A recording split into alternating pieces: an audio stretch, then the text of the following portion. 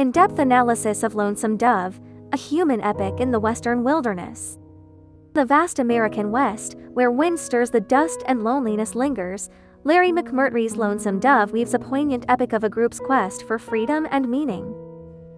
This novel is not just a 1,000-mile cattle drive but a mirror reflecting the brilliance and shadows of human nature. Let us step into this wilderness to uncover stories buried by the sands yet forever enduring. Chapter 1. The Weight of Friendship. Gus and Call's Intertwined Souls. At the heart of Lonesome Dove lies a friendship deeper than blood. Augustus McCrae. Gus and Woodrow. Call.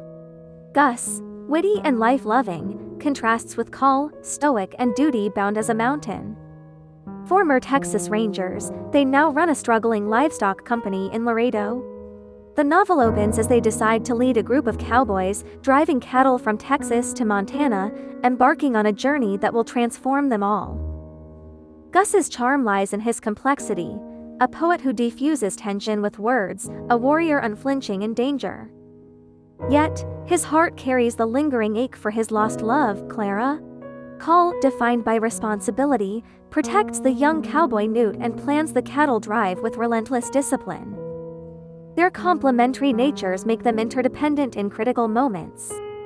Gus once teased Call, "Life would be mighty dull without me, wouldn't it?" This playful remark reveals the essence of their bond. They complete each other.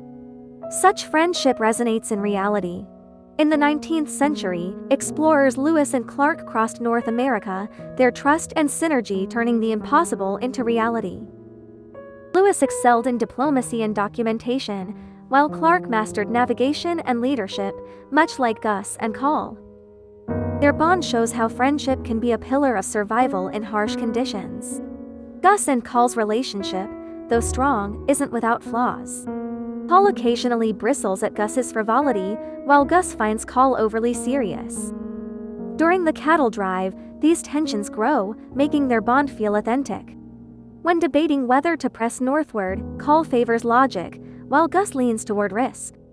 This clash, more than strategy, reflects their differing values. Yet, they choose to move forward, embodying the compromise and perseverance of true friendship. Real-world parallels exist, like 19th-century railroad engineer James Hill and banker J.P. Morgan, who, despite conflicts, built the Northern Pacific Railroad through shared trust. Their story, like Gus and Call's, shows how trust overcomes discord. This trust was forged over years. As Texas Rangers, Gus and Call faced countless dangers together, their shared trials etched into their souls. In one pursuit of Comanche raiders, Gus was grazed by an arrow, and Call carried him to safety despite the risk. That night by the campfire, staring at the stars, Call realized Gus's life was irreplaceable to him. Such moments taught them to balance conflict with unity. Similarly, 19th-century explorer John Powell, navigating the Colorado River's Grand Canyon, clashed with his deputy Walter Powell but persisted through trust. John wrote in his diary, "Without him, I couldn't face that river." This trust, like Gus and Call's, transcended words, becoming a lifeline. Their friendship reflects the spirit of the West, showing how trust blooms in the wilderness. Gus and Call also show their bond through their care for Newt, an orphan cowboy craving belonging. Gus guides him with humor, Call with protection, their fatherly roles strained by the West's harshness. After an Indian attack leaves Newt shaken, Gus pats his shoulder, saying, "Son, staying alive is a victory." This isn't just comfort, it's the passing of friendship's legacy. Chapter 2. The Cost of Adventure. Chasing Freedom, Paying with Lives. Cattle Drive is the narrative spine of Lonesome Dove and its central metaphor. Gus and Call lead their cowboys through Texas plains, Indian territories, and into Montana. This journey is more than economic, it's a pursuit of freedom and dreams. In the 19th century West, vast lands promised opportunity but brimmed with peril. The drive is fraught with hardship, storms scatter the herd, Indian attacks threaten lives, and disease and accidents claim souls. Young cowboy Sean dies from a snake bite while crossing a river. Newt narrowly escapes death in an Indian skirmish. Each crisis tests the group's resolve. Gus, facing Sean's death, says, "We can't stop, life keeps moving." This is both solace and a summary of the West's rule: forward is the only path. Such costs echo real history. The 19th century gold rush drew thousands westward, but many perished from disease or attacks. Gold seeker John Sutter led his family through the Sierra Nevada, only to lose half to a blizzard. His diary laments, "We came for dreams but lost everything in the snow." Lonesome Dove's drive mirrors this, showing freedom's steep price. The journey is also an inner trial. Call questions his leadership, wondering if he's right to risk young lives. Gus counters doubt with optimism, though death's shadow haunts him too. Newt evolves from naive boy to hardened survivor, learning loneliness through loss. Cowboy Dish, heartbroken over unrequited love for Lorena, finds his pain deepened by the journey's toll. Adventure reveals humanity's facets. Cowboy Jake Spoon, once a friend to Gus and Call, betrays the group through selfishness and cowardice. His fate is tragic but warns that adventure tests character as much as courage. Explorer John Farmont, the Pathfinder, saw his team fracture due to his ambition, much like Jake's betrayal. Jake's fall stems from greed, a flaw twisted by the drive's pressures. Once a skilled ranger, he steals supplies to flee alone. This mirrors 19th century miner Henry Comstock, who struck silver but died alone after greed alienated his allies. In contrast, Gus stays loyal, rejecting a gambler's bribe to honor Call's trust. His choice shows adventure as a test of integrity, not just survival. Jake's end reminds us that betrayal may bring fleeting gain but leaves only emptiness in the wilderness. Chapter 3. The essence of loneliness. The wilderness is inner monologue. Loneliness is the soul of Lonesome Dove. Gus, Call, and others dance with solitude in the wild. Gus's loneliness stems from his longing for Clara, masked by his humor. Call's solitude comes from the weight of duty, bearing burdens alone. Newt's is the confusion of youth, yearning for acceptance yet finding no one fully understands him. Lorena's loneliness is stark, a prostitute shunned in Laredo. She joins the drive seeking a new life but is kidnapped by Indians. Her ordeal is heartbreaking, yet her resilience shines. After her rescue, she tells Gus, "I never thought I'd survive." This is both relief and a triumph over solitude. Loneliness isn't unique to the West but is universal. Modern technology connects us yet deepens isolation. Canadian filmmaker Isaac Braden, who trekked the Arctic alone, wrote, "The coldest thing isn't snow, it's a night with no one to share." His experience echoes the novel's characters, whose loneliness forces self-discovery and strength. Loneliness shapes minor characters too. Cowboy P.I., quiet and solitary, stands watch alone. He guards his past in silence but saves a friend in a storm, his actions speaking of inner warmth. His solitude is both choice and shield. Mountain man Jim Bridger, living alone in the Rockies, filled his journals with nature's insights, rarely mentioning people. His story parallels P.I.'s, showing loneliness as a dialogue with the world. Yet, loneliness in Lonesome Dove isn't wholly negative. Gus faces death with acceptance, telling Call, "I've lived a grand life." This embrace of solitude is wisdom beyond fear. Loneliness teaches self-reflection, helping characters find meaning in the wild. Cowboy Jasper embodies this too, gazing at the horizon, recalling his Missouri childhood and a sister lost to illness. His silence guards his tenderness, but in a dust storm, he risks all to save a stray calf, revealing his strength. His loneliness is an inner conversation, not escape. Painter George O'Keeffe, creating Alone in the Desert, said, "Loneliness let me see the world's bones." Jasper's silence and O'Keeffe's art both find connection through solitude. Through reflection, Lonesome Dove's characters face their scars and discover life's resilience in the wilderness. Chapter 4. Women's Strength and Limits. Clara and Lorena's struggles. Though not central, the women in Lonesome Dove shape the story with their strength. Clara, Gus's former love, runs a farm in Ogallala, raising children alone. Her independence and resolve are inspiring. She rejects Gus's proposal to live life on her terms. Lorena's arc, from prostitute to survivor, is tragic yet stirring. Clara evokes 19th century women like Mary Fields, an African American who ran a Montana mail route, earning respect through grit. Her story, like Clara's, shows women carving their own paths in a male-driven West. In their reunion, Clara tells Gus, "I have my home, you have your road." This isn't just rejection but an affirmation of her self-worth. Lorena's transformation is dramatic. Traumatized by kidnapping, she presses on. Her story recalls the biblical Mary Magdalene, rising from the margins to redemption.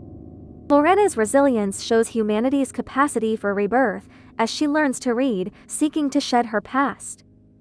Another woman, Elmira, abandons her husband to chase a gambler, Dee, craving escape from monotony. Her reckless choice ends tragically, highlighting the era's barriers to women's freedom. Explorer Isabella Bird, who rode through the Rockies alone, contrasts Elmira's impulsiveness with calculated courage. Women's strength in the West faced limits. Clara's independence isolates her. Lorena's past brands her an outcast. Elmira's boldness leads to ruin. Their struggles are both triumphs and tragedies, exposing the era's double standards. Clara, though successful, is seen as odd by locals. Lorena fights stigma despite her efforts to change.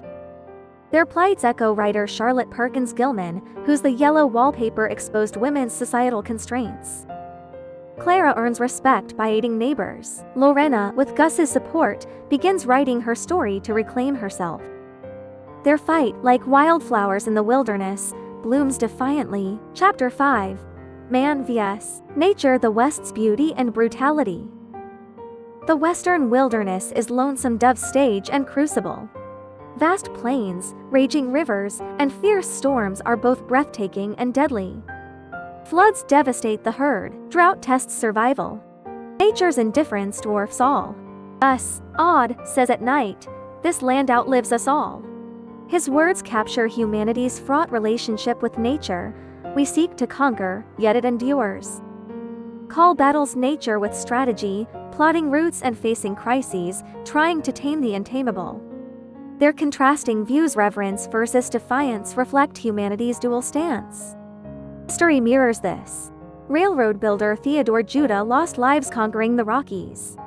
Rancher Charles Goodnight, who forged a famous cattle trail, wrote, "The prairie makes you feel like a king, but a storm reminds you you're nothing." His experience aligns with the novel's drive.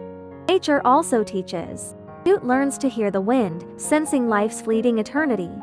Cowboy Poe, after a dust storm, sees mountains and feels his smallness.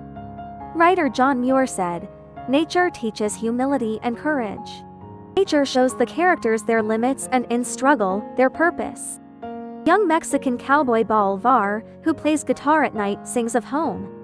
After losing a beloved horse in a flood, he carves its name by the river, a farewell and a tribute. His songs comfort the group. Newt notes, "His music made me forget exhaustion." Folk singer Woody Guthrie, chronicling the Great Depression, used music like Bolivar's to find hope in hardship. Bolivar's story shows nature's cruelty but also how rituals and art defy life's impermanence. Chapter 6. The Edge of Morality: Justice vs. Survival. In Lonesome Dove, morality is tested in the wilderness. As former rangers, Gus and Call uphold justice but face tough choices. Call executes horse thieves to protect the group, a decision that pains him but reflects the West's harsh code. Gus, more pragmatic, says, "Justice depends on the situation out here." His flexibility is both compromise and adaptation. Jake Spoon's betrayal, he steals supplies, leads to his execution by Call.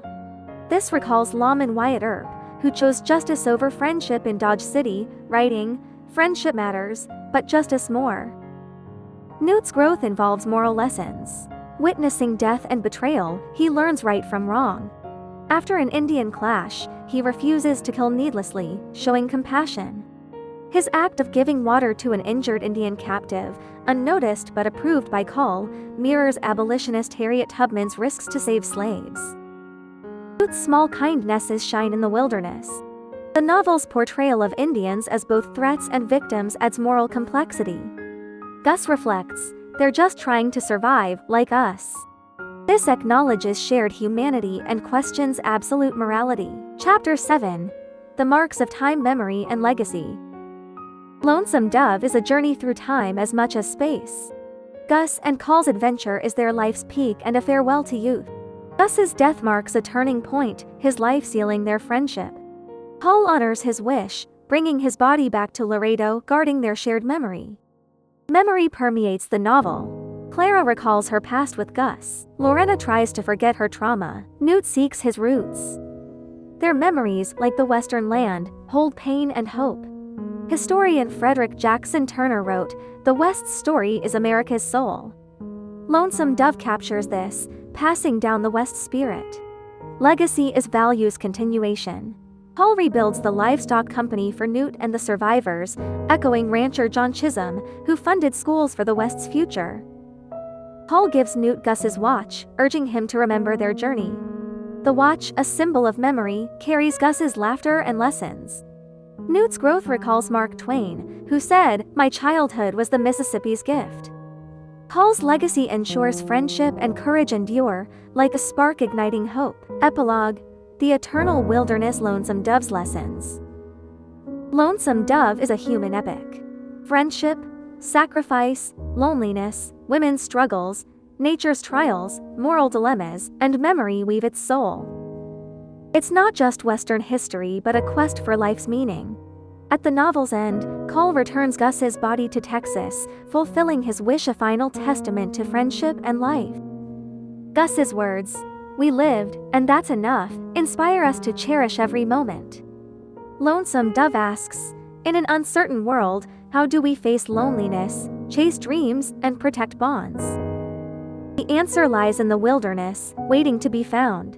The silent wild speaks of eternity, reminding us that life's meaning lies not in the destination but in each step's resolve and love.